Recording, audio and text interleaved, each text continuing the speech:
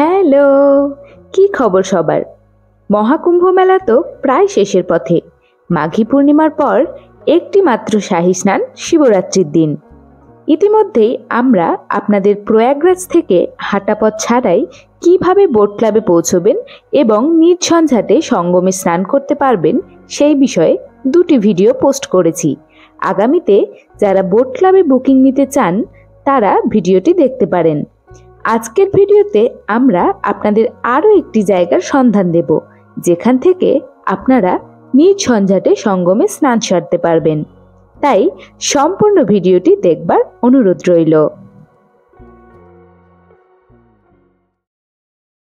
Hello, good morning. তো আজকে আমাদের প্রয়াগরাজে দ্বিতীয় দিন, মৌনী অমাবস্যার দিন। আমরা তো স্নানটা সেরে নিয়েছি, কিন্তু মেলায় যাওয়ার মতন পরিস্থিতি ছিল না। তো আজকে আমাদের চম্বল এক্সপ্রেস আছে প্রয়াগরাজ চৌকি থেকে। তো আমরা আজকে একটু মেলা ঘুরে একদম ট্রেন ধরবো। বিকেলবেলা আমাদের ট্রেন, আর এখন বাসছে 8:30।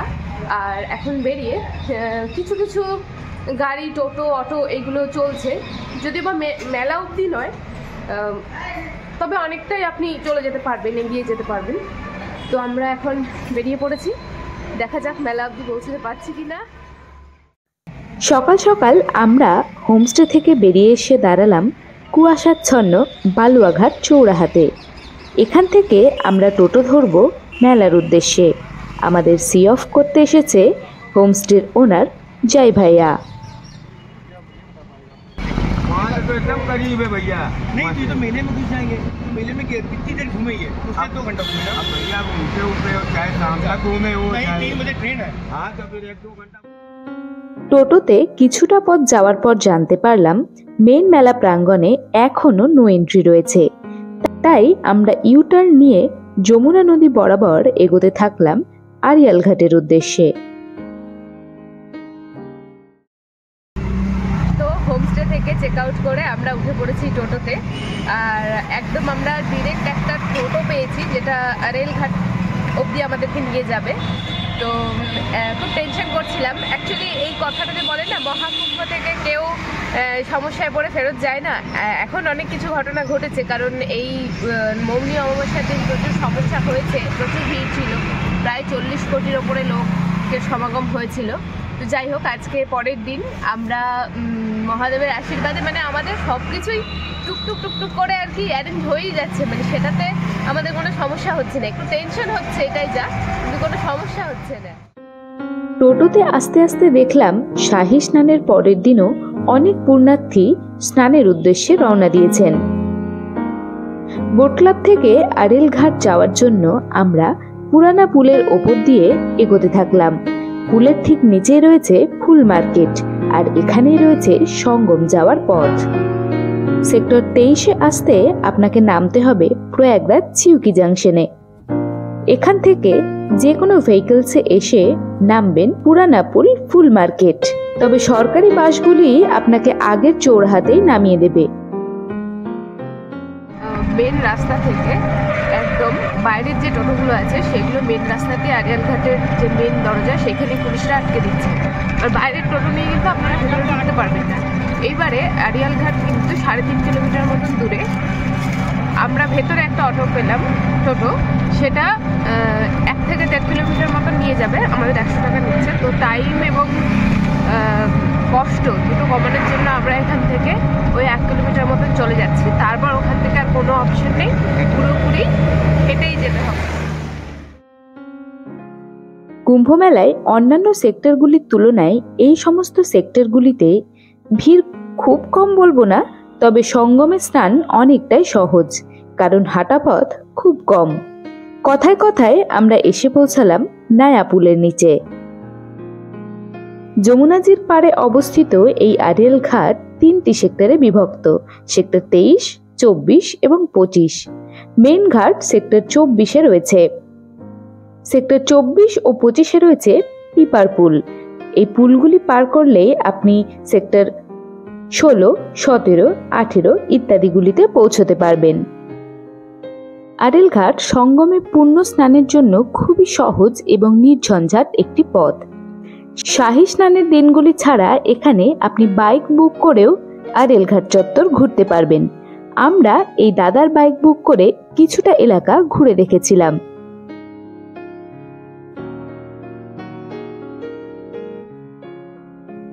আড়িয়াল ঘাটে রয়েছে ফলাহারি বাবার আখড়া। আমরা তাই দেখা করেছিলাম বাবার সাথে। এই সমস্ত আখড়াগুলিতে সন্ন্যাসীরা সারা কুম্ভমেলা যাবৎ সৎসঙ্গ, পূজা আর্চা এবং যজ্ঞ ইত্যাদি করে থাকেন।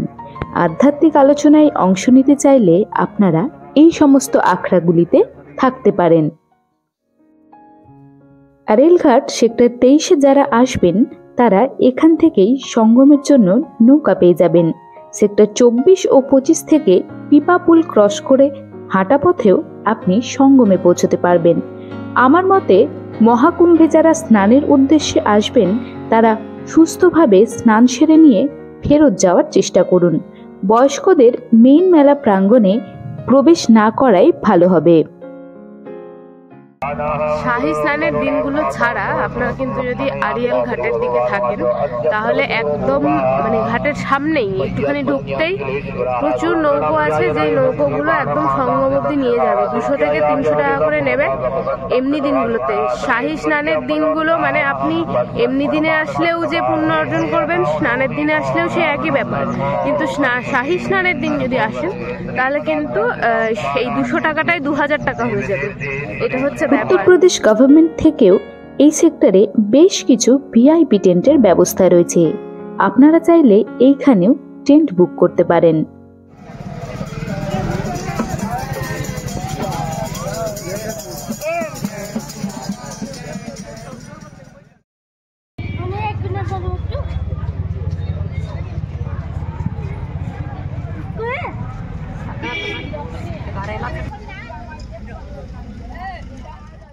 বেশ কিছুটা সময় কাটিয়ে এবার আমরা যাব এই সেক্টরের সেরা আকর্ষণ মহাদেবের 12টি জ্যোতির্লিঙ্গে সমৃদ্ধ শিবালয় পার্কে। তো কিছুটা সময় আমরা এই আড়িয়াল ঘাট চত্বরে কাটিয়ে ঘোরাঘুরি করে কিছু বাবার আখড়ায় গেলাম। সেই সমস্ত ঘোরাঘুরি করে এখন আমরা আবার বেরিয়ে যাচ্ছি এখান থেকে। তবে এই আড়িয়াল ঘাট চত্বর কিন্তু বিশাল বড় একটা জায়গা। মানে প্রয়াগরাজে আপনারা যদি কুম্ভ মেলায় আসেন তাহলে খুব ম্যাপ দেখে খুব সুন্দরভাবে আগে থেকে যাচাই করে তবেই আসা উচিত, কারণ মেন যে প্রোগ্রামটা হচ্ছে মেলাটা সেটা কিন্তু নদীর ওপারে প্রয়াগরাজ রামবাগের ওইদিকে। আর আড়িয়াল ঘাটে এইদিকে কি একটা জিনিস যেটা আপনার সুবিধা হবে স্নানের ক্ষেত্রে, এইগুলোতে কিন্তু মেন মেলা চত্বর নয়। তো এই আড়িয়াল ঘাটটায় মোটামুটি 23 থেকে 24-25টা সেক্টর, যেগুলো 23, 24, 25 এই সেক্টরটা জুড়ে পুরো আড়িয়াল ঘাট অবস্থিত। আমরা এখন যেখানে ঢুকেছিলাম সেটা হচ্ছে সেক্টর 23। এবারে এখানে একজন পরিচিত একজন ছিলেন, তো আমাদের ট্রেনের টাইম আরও লেটে আছে, আরও বেশ কিছু সময় আমরা পেয়ে যাব। তো এখানে শিবালয় পার্ক বলে একটা পার্ক আছে, 12টা জ্যোতির্লিঙ্গকে তৈরি করা হয়েছে এখানে একই সঙ্গে। তো খুব সুন্দর পার্ক দেখার মতো। তো আমরা একটু চলে যাচ্ছি সেখানে। পার্ক দেখার পরে আমরা স্টেশনের দিকে রওনা দেবো, কারণ রাস্তায় খুব জ্যাম, নইলে সমস্যায় পড়ে যাবো আর কি। আড়িয়াল ঘাট সেক্টর 23 থেকে শিবালয় পার্ক হাঁটা পথে মাত্র 5 মিনিটের রাস্তা। তাই দেরি না করে আমরা এগিয়ে এলাম পার্কের ভেতরে। আড়িয়াল ঘাটে ঢোকার আগে মানে যেখানে নয়া পুলটা তৈরি হয়েছে, মানে নতুন ব্রিজ, সেখান থেকে ওই 5 মিনিটের রাস্তা। 5 মিনিট মানে 500 মিটার তো হবে না, তো এতটাই কাছে। আর পুরো একটা ভারত শেপের মধ্যে টোটাল 12টা জ্যোতির্লিঙ্গ কোথায় কোথায় করা আছে, কোন কোন জায়গায় অবস্থিত, সেই অবস্থান অনুযায়ী পার্কের মধ্যে তৈরি করা হয়েছে আর কি এই শিবালয় পার্কটা। মেন গেটে ভারতবর্ষের সমস্ত ভাষায় লেখা রয়েছে ওম নমঃ শিবায় শিব মন্ত্রটি। পার্কে ঢুকতেই ভেতরে বিশাল বড় ক্যাম্পাসে প্রথমেই সমুদ্র মন্থনের কাহিনীকে বর্ণনা করে মূর্তি তৈরি করা হয়েছে। ঢুকতে বাম হাতে রয়েছে টিকিট কাউন্টার। টিকিট কেটে আমরা ঢুকে পড়লাম পার্কের ভেতরে। টিকিট মূল্য জন প্রতি 50 টাকা। মন্দিরে ঢোকার মুখে রয়েছে বিশালাকায় নন্দী মহারাজের মূর্তি ও শ্রীহরি নারায়ণের কুর্ম অবতারের মূর্তি। আশ্চর্যের বিষয়, এই সমস্ত মূর্তি এবং মন্দিরগুলি লোহার স্ক্র্যাপ দিয়ে তৈরি করা হয়েছে, অথচ শিল্প নিপুণতায় তা বোঝার উপায় নেই। এখানে মহাদেবের 12টি জ্যোতির্লিঙ্গ যথা সোমনাথ, মহাকালেশ্বর, ওমকারেশ্বর, বৈদ্যনাথ, ভীমশঙ্কর, রামেশ্বরম, নাগেশ্বর, ত্রয়ম্বকেশ্বর, কেদারনাথ, গ্রীষ্মেশ্বর, মল্লিকার্জুন এবং কাশী বিশ্বনাথ মন্দির তৈরি করা হয়েছে। মহাকুম্ভে এসে আপনি কাশী বিশ্বনাথ মন্দির দর্শন করতে পারবেন। বলা হয় স্বয়ং মহাদেবের ইচ্ছেতেই নাকি কাশী বিশ্বনাথ মন্দির আসা সম্ভবপর হয়। এই জ্যোতির্লিঙ্গগুলির মধ্যে মনে করা হয় সোমনাথ মন্দির সব থেকে পুরনো। প্রজাপতি দক্ষের অভিশাপ থেকে মুক্তি পেতে চন্দ্রিমা অর্থাৎ চাঁদ মহাদেবের তপস্যা করেন। তপস্যায় মহাদেব মুগ্ধ হয়ে এই স্থানে আবির্ভূত হন। তাই চন্দ্রদেবের নামানুসারেই এই জ্যোতির্লিঙ্গের নাম হয় সোমনাথ মন্দির। এরকমই আরও একটি জ্যোতির্লিঙ্গ হল দক্ষিণ ভারতের মল্লিকার্জুন জ্যোতির্লিঙ্গ।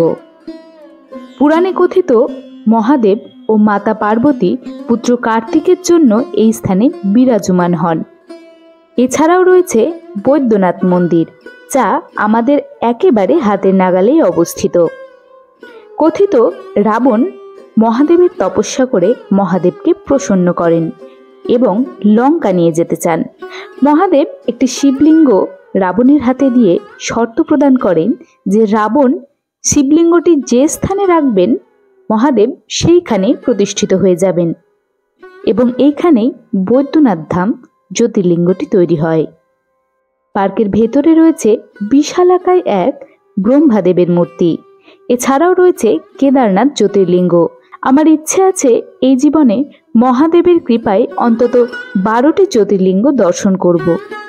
তখন আপনাদের শোনাবো সেই সমস্ত জ্যোতির্লিঙ্গের অমৃত কথা। জানি না এই ইচ্ছের প্রাপ্তি হবে কিনা, তবে এই পার্কে এসে একসাথে এই সমস্ত জ্যোতির্লিঙ্গ সম্পর্কে একটা ধারণা পেলাম। শিবালয় পার্ক দেখে এবার আমরা এগোতে থাকলাম ট্রেনের উদ্দেশ্যে। এই ভিডিওটি অবশ্য এইখানেই শেষ করা যেত, কিন্তু আমার মনে হয়েছে এই সময় ট্রেন যাত্রার অভিজ্ঞতা আপনাদের সাথে শেয়ার করা অত্যন্ত জরুরি। ফুল মার্কেট মোড় থেকে আমরা একটি টোটোয় করে এলাম মেন চৌমাথায়, যেখান থেকে বাসে করে মিনিট 10-এর রাস্তা পার করে আমরা এলাম প্রয়াগরাজ চিউকিতে। এই সময় ইউপি সরকার সমস্ত বাস সার্ভিস ফ্রি করে দিয়েছে। প্রয়াগরাজ চিউকিতে আমরা যখন এসে পৌঁছই তখন দুপুর 2:30। চারিদিকে উপচে পড়া ভিড়। স্টেশন চত্বরের ভেতরে কোনো প্যাসেঞ্জারের এন্ট্রি নেই। একটি করে ট্রেন অ্যানাউন্স করার পর আরপিএফরা লাইন করে যাত্রীদের নিয়ে যাচ্ছে স্টেশনের ভেতরে। এত সুন্দর ব্যবস্থাপনা থাকলেও এই সময় অনেক ট্রেনই লেট থাকছে, তাই রিজার্ভেশনের যাত্রীদের জন্য রয়েছে স্পেশাল টেন্টের ব্যবস্থা। আমরা প্রায় 10 ঘন্টা এই টেন্টে অপেক্ষা করেছি। এইরকম পরিস্থিতির মধ্যে পড়লে স্টেশনের পাশে বাম হাতেই রয়েছে শ্রীরাম ভোজনালয়। এখানে মহাকুম্ভের জন্য 150 টাকায় থালি সিস্টেমে খাওয়ার ব্যবস্থা রয়েছে। ইউপিতে বাঙালিদের খাওয়ার সমস্যায় পড়তে হয়, তবে এখানে আপনি খুব সুস্বাদু খাবার পেয়ে যাবেন। খাওয়ার সাথে সাথে এখানে থাকার ব্যবস্থাও রয়েছে। অনেক মানুষ এখান থেকেই সকালে মহাকুম্ভ স্নানে যাবেন। যাই হোক, রাত্রি 2টো নাগাদ আমরা ট্রেন ধরব বলে লাইনে দাঁড়িয়ে স্টেশনে ঢুকলাম। অবশেষে আমরা ট্রেনে উঠে পড়লাম। প্রয়াগরাজকে বিদায় জানিয়ে আমরা এগোতে থাকলাম বাড়ির উদ্দেশ্যে। তবে আমাদের সফর কিন্তু এইখানেই শেষ নয়। পরবর্তী ভিডিওতে ভিড় ঠেলে আপনাদের নিয়ে যাব বেনারস কাশী বিশ্বনাথ মন্দিরে। তাই পরবর্তী ভিডিওটি দেখতে ভুলবেন না কিন্তু। বাই।